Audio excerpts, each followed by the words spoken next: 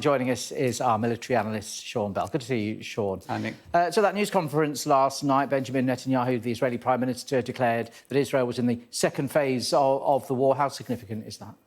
I think for me, the press conference after all of the bombing campaign, the intensive activity that's been going on, there was a glimmer of hope that maybe they might be announcing a turning point, that actually some of their objectives have been achieved. But actually, it was a very firebrand press conference. There was a lot of talk about this going in the long game, a lot about good versus evil.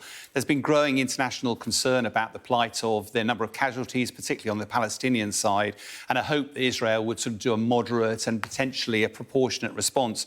But from what we learned last night, you know, this Prime Minister Netanyahu is clearly focused on solving the Hamas problem and solving it in the long term, however long that takes and whatever the cost involved. And I'm afraid from a military perspective, the challenge of that is that inevitably that the Hamas is a symptom of the problem. The disease is a failure of politics to actually find a solution to this.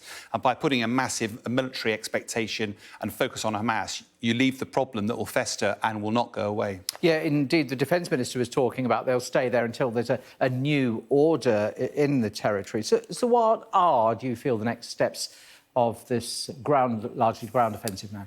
I think, from a military perspective, you look at the ultimate objectives and see where we're going. Before that conference, we were looking at the next steps and maybe the armour going in. Now, we're looking, if you're going to remove Hamas from power, which effectively is what Netanyahu is trying to do, I don't quite know how the military are going to be able to achieve that. The first step would normally be you'd clear all the civilians out of Gaza, so you're only left with Hamas fighters. Then you'd go in and fight them. But, of course, that's effectively what the IDF tried to do at the start of this, but the population's got nowhere to go.